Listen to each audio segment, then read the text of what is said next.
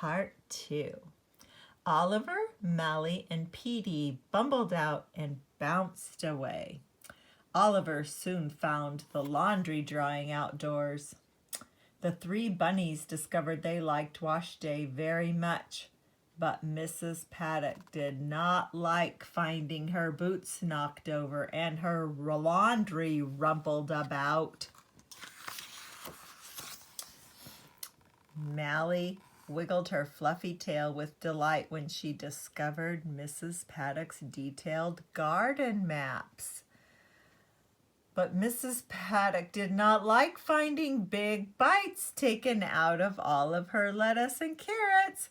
Who on earth would be eating my vegetables? She grumbled. Petey munched on a lettuce sandwich while he watched Mrs. Paddock tend to her garden until it was time to put things away. But when Mrs. Paddock stepped inside the shed to return the watering can, she stumbled on a carrot the bunnies had dropped. "Ah!" she cried out as she banged and bumbled against the door and locked herself inside. Oliver, Mally, and Petey bounded to the shed door. They heard scary groans from within. Mrs. Paddock mumbled and grumbled. How on earth did that carrot get in here? Mally could always run the fastest, so she raced to get Mr. Reginald. "Oh no, not one more thing," said Mr. Reginald as he grabbed his jacket and hurried with his niece back to the garden shed. The door handle was too high for even Mr. Reginald to reach. But if they worked together, they might be able to rescue Mrs. Paddock. Mr. Reginald braced himself against the door just so, and by one, the bunnies climbed on top of each other's shoulders, higher than they had ever climbed before.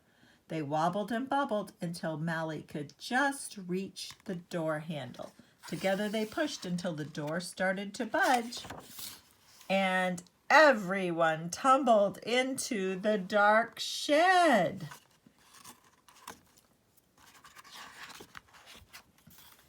Later that evening, Mrs. Paddock turned off the light to her garden shed and pulled the door closed. She saw that the bunnies had returned. "Uncle Reginald said we could come out and check on you 'cause we're not tired yet," said Petey. "Oh my," she said, and sighed as she rubbed the bump on her head. Mrs. Paddock took the bunnies to her house and read them her favorite book.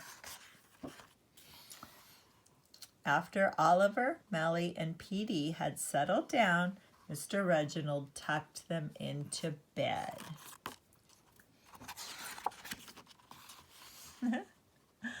Uh-oh. It looks like they're climbing out the window after he tucked them in bed. Good night, guys. I love you guys so much. I'll see you later. Bye.